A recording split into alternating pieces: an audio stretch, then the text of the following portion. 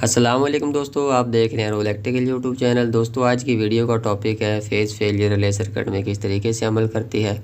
तो मेरे पास जैसे कि आप सामने देख रहे हैं एक मैग्नेटो कॉन्टैक्टर जो कि सादा स्टार्टर सर्किट बना हुआ है और ये protection device phase failure relay है। तो चलिए दोस्तों आपको मैं चेक करवाता हूँ कि ये किस तरीके से सर्किट में अमल करती है और इसकी सेटिंग किस तरीके से की जाती है और कनेक्शन, ये तमाम चीज़ें आपके साथ में शेयर करूँगा। दोस्तों ये रिले सिंगल फेज़ में भी होती है और 3 फेज़ टाइप में भी होती है। अभी जो मेरे पास ये रिले रखी हुई है ये 3 फेज़ टाइप की है। तो चलिए स्टेप बाय स्टेप तमाम चीज़ें आपको चेक करवाता हूँ कि इसके कनेक्शन किस तरीके से करना है और वेरिएबल सेटिंग्स किस तरीके से की जाती हैं।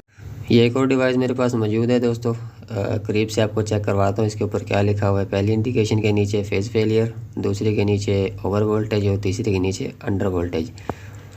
तो ये इसके नीचे जो वेरिएबल्स हैं यहाँ से हम इसके वोल्टेज और टाइम की सेटिंग करते हैं, वो भी आपको आगे चेक करवाता हूँ। और ये इसके कनेक्शन L1, L2 और L3। और जैसे कि आप सामने देख रहे हैं MCB के आउटपुट से हमने तीनों फेज़ इसके L1, L2 और L3 पे लगाने हैं और यहीं से कॉमन करके हम मैग्नेटो कॉन्टैक्टर के इनपुट पर दे सकते हैं और वहीं से मोटर चला सकते हैं। और ये इसका कंट्रोल फेज़ है दोस्तों, ये L1 यहाँ पर लिखा हुआ है। तो L1 से हमने एक फेज़ कॉमन करके इसके कॉमन पॉइंट पे देना है और ओपन पॉइंट से निकाल कर हम ओवरलोड के लिए इस्तेमाल करेंगे। ओवरलोड से फिर निकाल के और पुश बटन में दे देंगे जैसे सादा सर्किट बनाते हैं। इस पर मैं वीडियो बना चुका हूँ, आप विज़िट करके चैनल पर चेक कर सकते हैं। तो दोस्तों चलिए आपको मैं यहाँ पर वोल्टेज चेक करवाता हूँ। हमारे पास ये जो एक 3 फेज़ MCB लगा हुआ है, इसके इनपुट पर 3 फेज़ आ रहे हैं, L1, L2 और L3। तो मीटर से आपको मैं तीनों फेज़ पहले चेक करवा देता हूँ, फिर इसका ऑपरेटिंग सर्किट आपको चेक करवाऊँगा किस तरीके से ये ऑपरेट करती है। तो मीटर के डिस्प्ले पर दोस्तों आपने थोड़ा ध्यान करना है।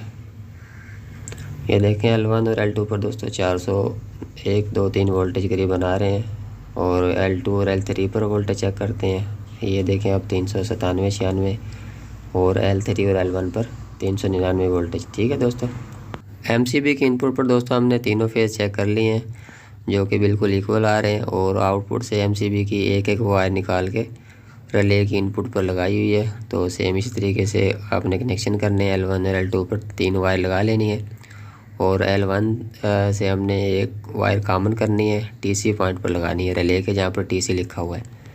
क्योंकि दोस्तों हम यहाँ से रिले के थ्रू मैग्नेटो कॉन्टैक्टर को ऑपरेट करवाएंगे और TA वाले पॉइंट से निकाल कर हमने ओवरलोड में देनी है सप्लाई और ओवरलोड से होती हुई जाएगी और पुश बटन में। यहाँ पर हमने TA वाला पॉइंट इस्तेमाल करना है क्योंकि TA वाला पॉइंट ओपन है और TC वाला क्लोज है।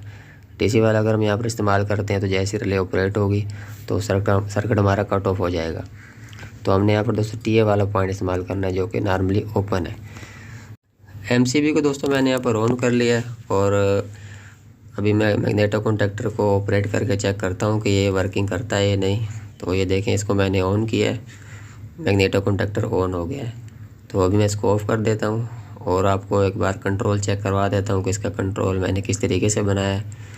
तो ये दोस्तों ब्लैक वायर जो है ये न्यूट्रल है और फेज़ वायर मैं आपको बता चुका हूँ कि हमने L1 से कॉमन करनी है TC पॉइंट पर और TA से निकाल के ओवरलोड और ओवरलोड के क्लोज पॉइंट से निकाल कर 96 से निकाल कर ऑफ पुश बटन और फिर ऑन पुश बटन और ऑन पुश बटन से A1 पर जाएगी मैग्नेटो कॉन्टैक्टर की और वहीं से एक लूप डाल के हम दे देंगे एक्जैक्टली के ओपन पॉइंट पर। ठीक है दोस्तों, ये सिंपल स्टार्टर बना हुआ है बिल्कुल।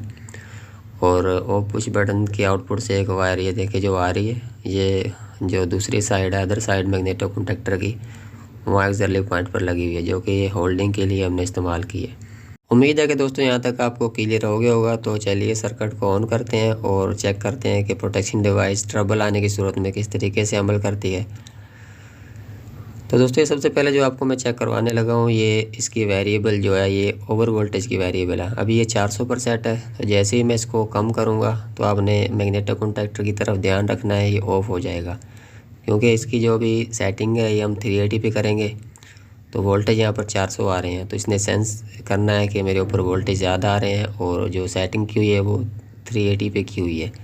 ये देखें मैग्नेटो कॉन्टैक्टर ऑफ हो गया है। जैसे हमने इसकी सेटिंग 380 वोल्टेज पे की और वोल्टेज आपको मैंने चेक करवाए थे शुरू में 400 आ रहे थे, इसका मतलब है कि इसने सेंस किया है मेरे ऊपर वोल्टेज ज़्यादा आ रहे हैं मेरी सेटिंग से, तो इसलिए ऑफ हो गई है। तो ये वाली सेटिंग दोस्तों जो ओवर वोल्टेज वाली है ये हम 360 वोल्टेज से 480 वोल्टेज तक कर सकते हैं, जो कि नॉर्मल हम 380 से 440 तक रखते हैं। तो यहाँ पर हम इसको 380 से 440 तक रख सकते हैं।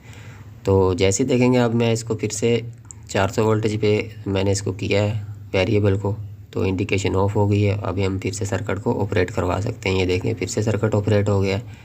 और एक बार फिर आपको चेक करवाता हूँ। ये देखें जैसे ही मैंने इसको कम किया है फिर से मैग्नेटो कॉन्टैक्टर ऑफ हो गया है। ये इसकी वर्किंग का तरीकाकार है दोस्तों। अगर वोल्टेज कम हो या ज़्यादा हो तो दोनों सूरतों में ये सेंस करने के बाद सर्किट को कट ऑफ करवाती है। और ये इसकी वेरिएबल दोस्तों जहाँ पर मैंने टेस्टर को रखा हुआ है, ये इसका कट ऑफ करवाने का टाइम है, यानी कि कितने सेकंड बाद ये सेंस करने के बाद सर्किट को कट ऑफ करवा दे, जो कि हम 1.5 से 4 सेकंड तक रख सकते हैं, जो कि ओवर वोल्टेज की सेटिंग है। कट टाइम की सेटिंग दोस्तों चेक कर लें। मैंने इसको 2.5 पे सेट किया है। ये देखें जैसे मैंने इसको ऑन किया और वोल्टेज वाली वेरिएबल को 380 पे सेट किया, देखें 2.5 सेकंड के बाद सर्किट कट ऑफ हो गया। तो इस तरीके से इसकी हम टाइम की सेटिंग कर सकते हैं।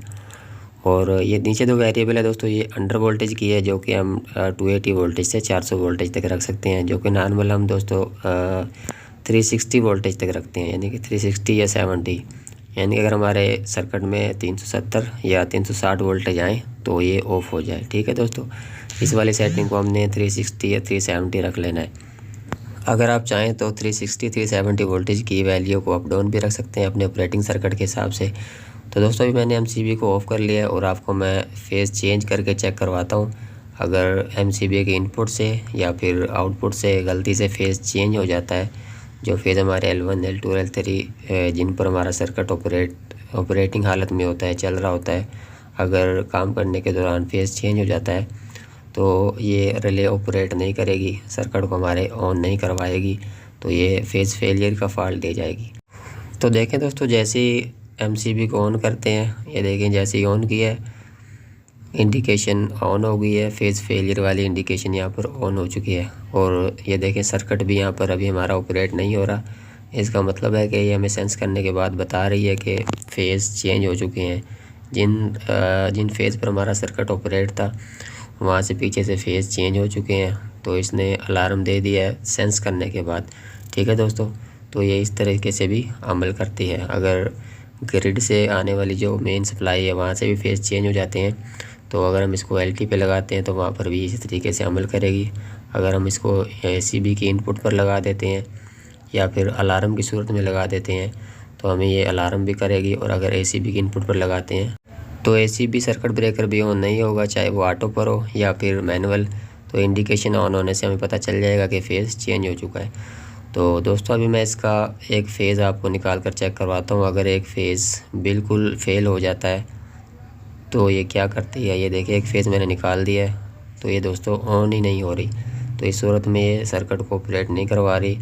तो ये बता रही है कि मेरे पास 3 फेज़ आने थे, जिनमें से एक फ़ेज़ नहीं आ रहा, इसने सेंस किया, एक फ़ेज़ मेरी इनपुट पर नहीं आ रहा और ये सर्किट को ऑपरेट नहीं करवा रही। ठीक है दोस्तों 4 किस्म के फॉल्ट्स आने की सूरत में रिले प्रोटेक्शन देगी, over voltage, under voltage, phase fail और फेज़ चेंज होने की सूरत में। तो अभी मैंने सर्किट को ऑपरेट कर लिया है। ओवरलोड को ट्रिप करवा कर चेक करते हैं अमल कर रही है या नहीं है। देखें ओवरलोड सही तरीके से अमल कर रही है, क्योंकि ओवरलोड होने की सूरत में रिले प्रोटेक्शन नहीं देगी। इसके लिए ओवरलोड का लगाना सर्किट में ज़रूरी है।